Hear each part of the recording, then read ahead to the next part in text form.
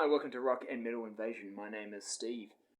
Today I'm going to show you albums in my collection that feature tracks or songs that you can find on other albums by different artists. Okay, now I'm not talking about, an example would be perhaps Quiet Riot with Come On Feel the Noise. They recorded a cover version of the Slade song Come On Feel the Noise. In fact, a few other 80s hard rock bands did a similar thing, especially after Quiet Riot had success with doing that. Motley Crue did Smoking in the Boys' Room. Great White did Once Bitten, Twice Shy. Poison did Your Mama Don't Dance. So there was some examples of 80s hard rock bands covering sort of quite well-known songs from the 70s, rock songs, and sort of updating it with their sort of sound. I'm talking, though, more about where a song is written and then it is recorded, put on an album, and then that same song is recorded by a different artist and put on their album. And sometimes that song appears on an album the same year as the other version was recorded. And a really good example of this is one of the more famous examples is the song Hide Your Heart. This is written by Paul Stanley, Desmond Child and Holly Knight, and features on Hot in the Shade. It was the first single from this album. My understanding is that they recorded a demo of that song. It was potentially going to maybe make the Crazy Nights album.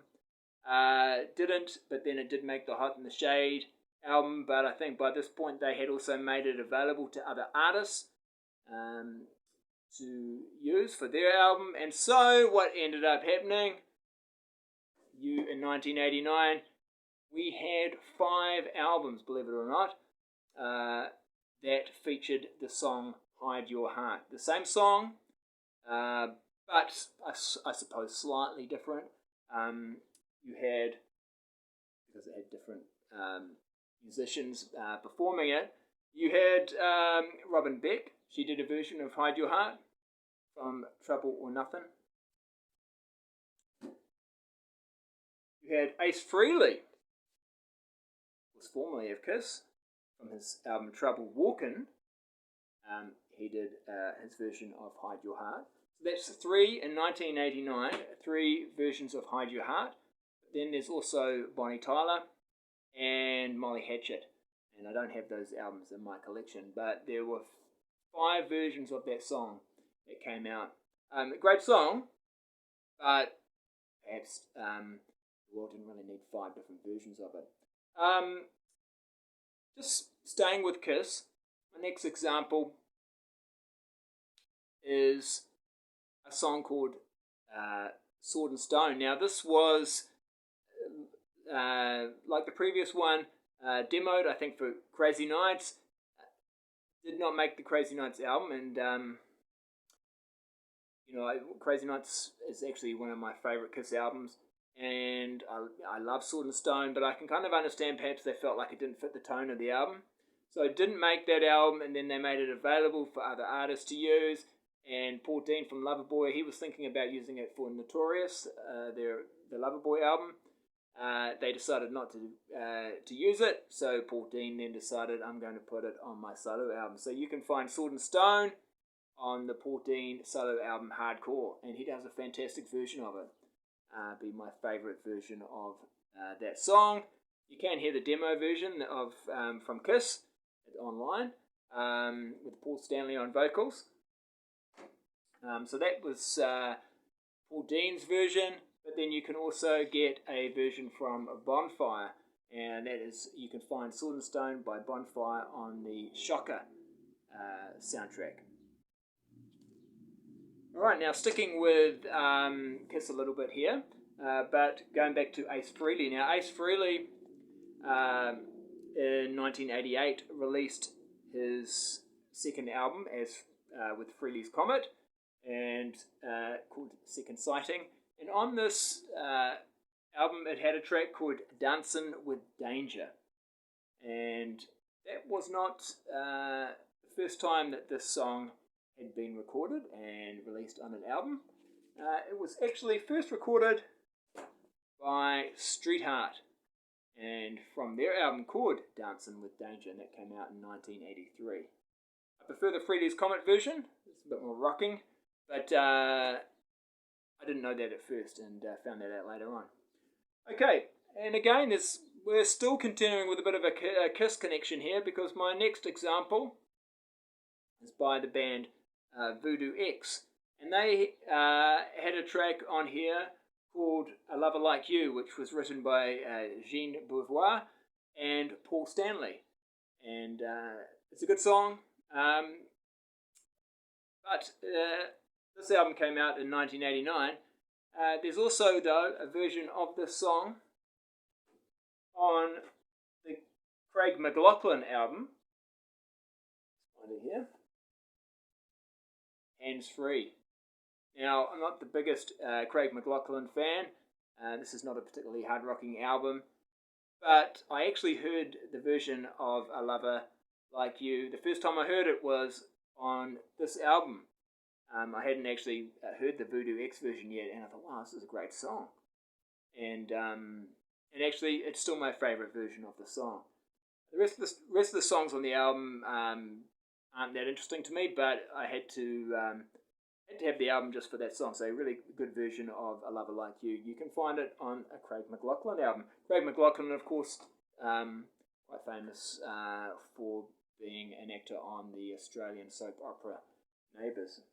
All right, next example. Now, most people know this, but in 1985, Michael Bolton was a bit of a hard rocker. Hadn't got into doing that sort of easy listening, mainstream kind of music that he did start doing in the late 80s.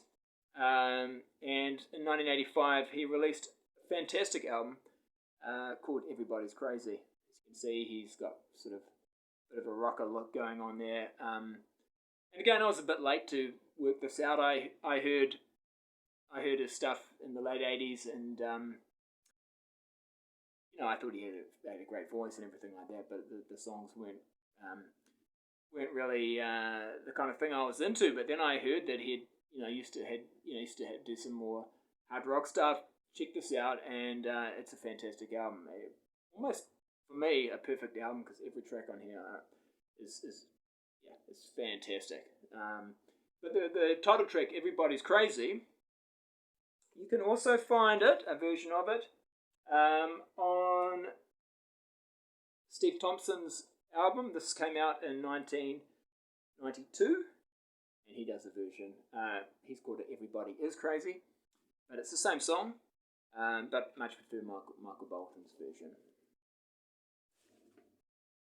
Alright, and just staying with Steve Thompson, in 1989, he released this album. And on this album, it has a song called Hot Cherry. Now, Hot Cherry was probably made more famous in 1992 by a group called Hardline. And they released the song Hot Cherry on their album. And this is my favourite version of the song on their album Eclipse.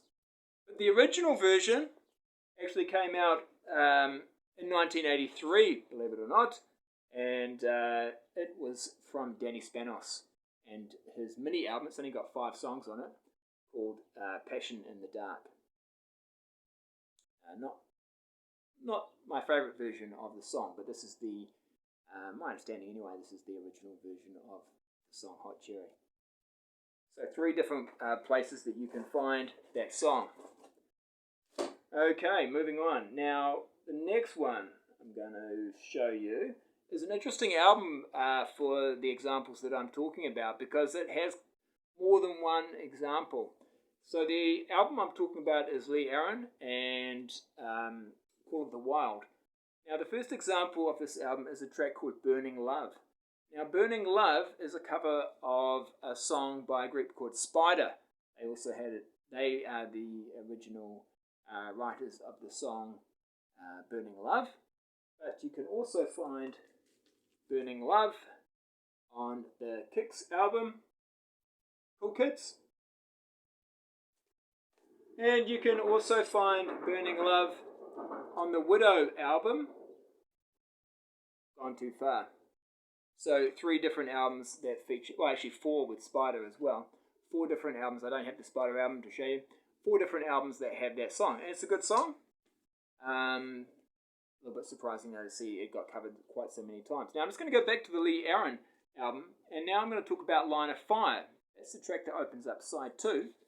And you can also find a version of that on the Rick Cure album, Wear Your Colours. Now this song is written by Bob Halligan Jr. and he's quite a well-known songwriter, and he wrote quite a few of the songs on this album and a few of the songs on this album as well. So you can find that. Now also, I don't have a copy of it, but also another Bob Halligan Jr. song, Beat 'Em Up, from this album. You can find that on the Blue Oyster Cult album, Club Ninja, but I don't have that album. Okay, now just going back to Rick Cure for a second. There's a song on here. This is another Bob Halligan Jr. song. There's a song on here called This Raging Fire. And you can find a version of that on the Iron Eagle soundtrack, but it's done by the John Butcher band.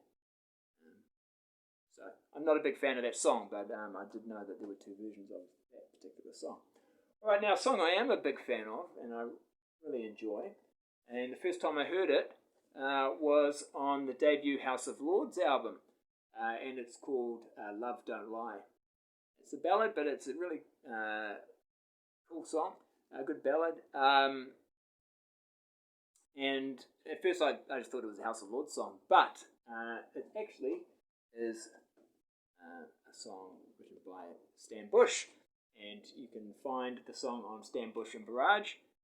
They have it on their album Love Don't Lie, and that one came out in 1987. Alright, now moving on to quite a well-known songwriter. He's also done some solo albums as well. And I'm talking about Jeff Paris. Now, he released this album in 1987, and on it, it's got a track called Crying, which later on turned up on Vixen's album, debut album, and they released a video for it. I think it was quite successful. It's a great song, great hook on it. And just going back to Jeff Paris, this album also features a song called Charmed Life. And Charmed Life was also on the debut Vixen album. However, it is not on my copy of the album because I got the vinyl.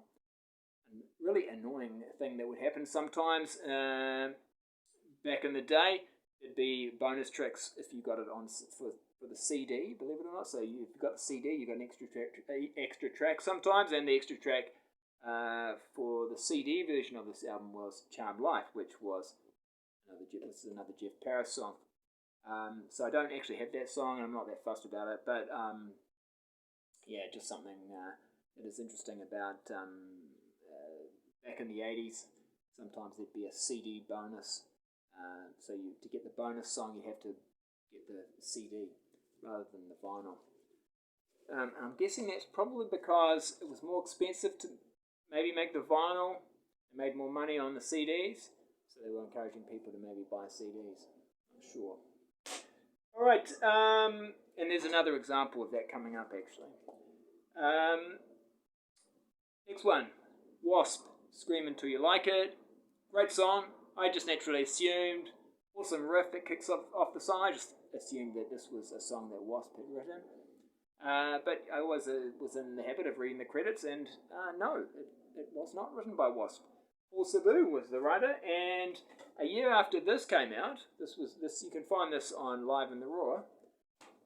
A year after that, Only Child, which features Paul Sabu, put out their debut album, and they have a version of Scream Until You Like It.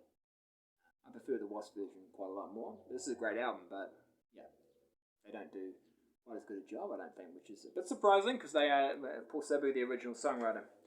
Okay, now next one. Now this is an interesting album coming up because I don't think it was overly successful at the time, but has ended up, I think, being a little bit influential.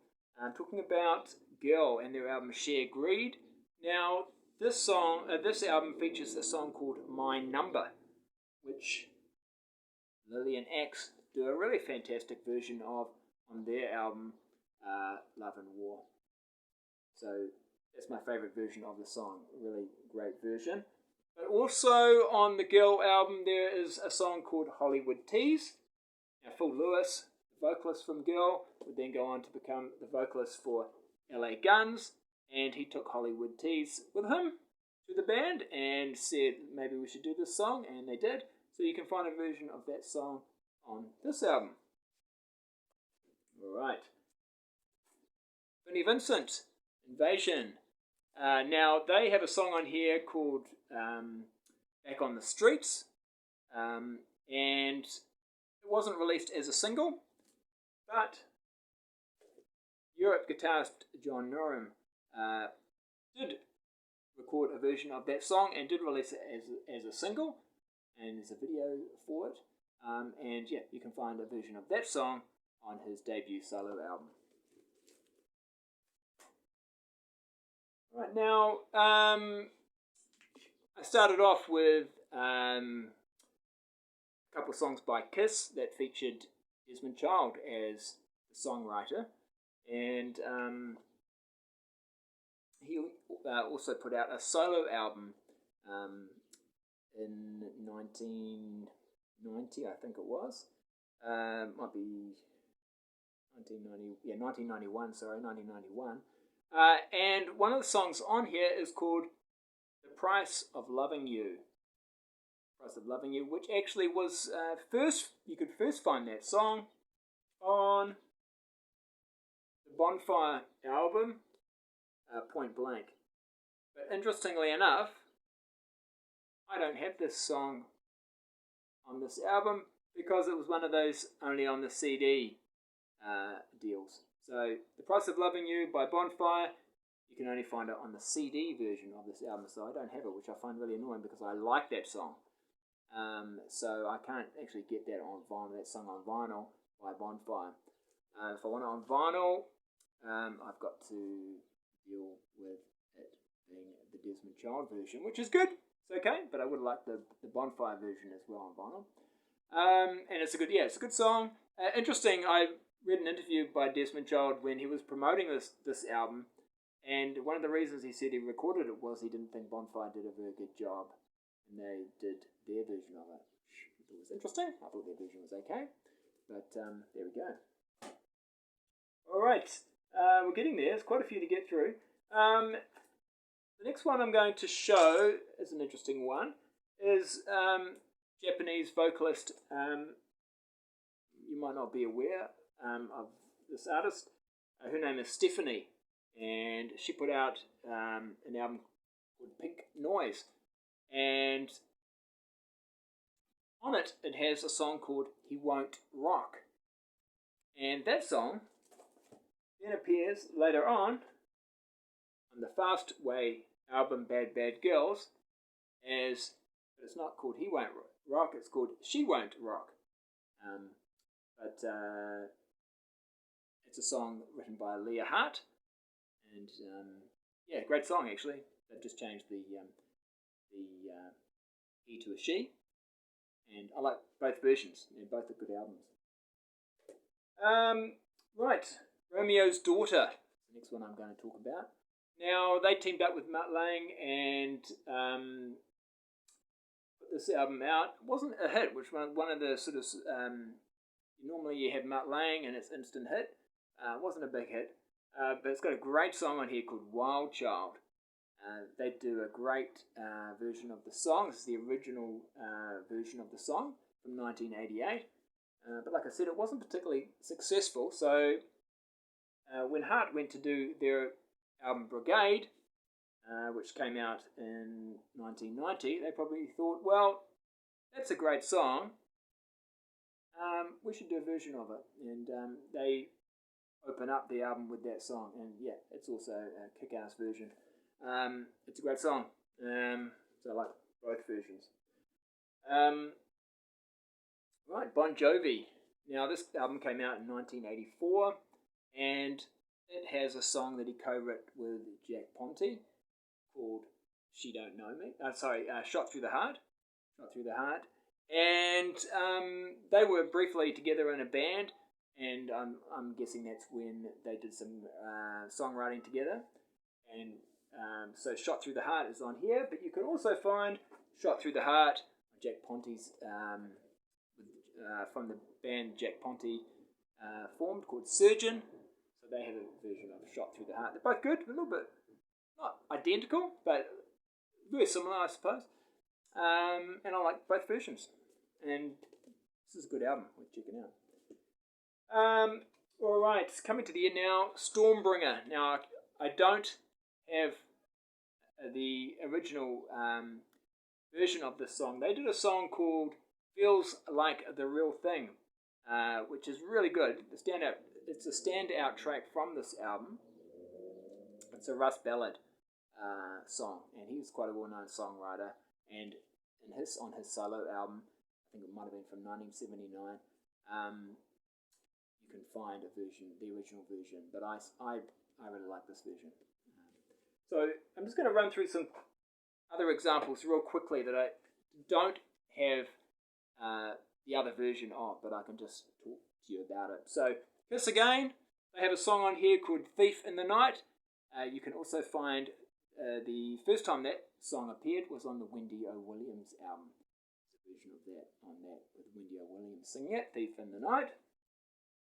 Y&T Contagious, they have a song called Temptation.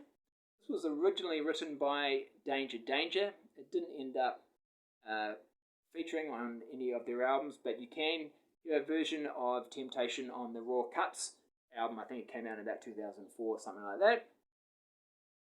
So Danger Danger actually were the original writers of that song. It's a great song.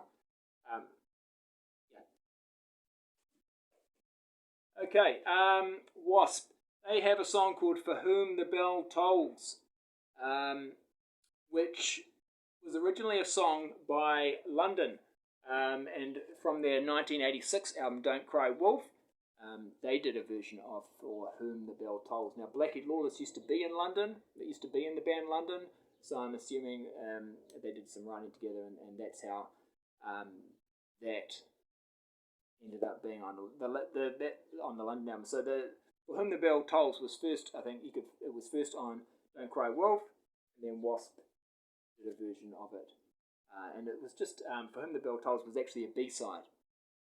So it wasn't on the Headless Children album, but it did end up featuring on the Crimson Idol.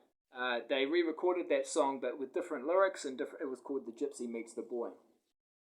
Alright, last one I'm going to show is Twisted Sister, and this is Love Is for Suckers, and the title track is actually not a Twisted Sister original. You can hear a version of that by a band called Poison Dollies, and I don't have that, but that surprised me when I found that out.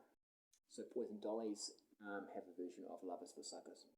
Alright, that'll do it. There's quite a bit to get through there. Quite a long video today. Hope you enjoyed it. Hope you learned some things. I've also done a Spotify playlist for the songs that I could find on Spotify, so check that out. I'm also on Instagram, so you can see some of the pictures of the albums that I've shown. Alright, we'll catch you later.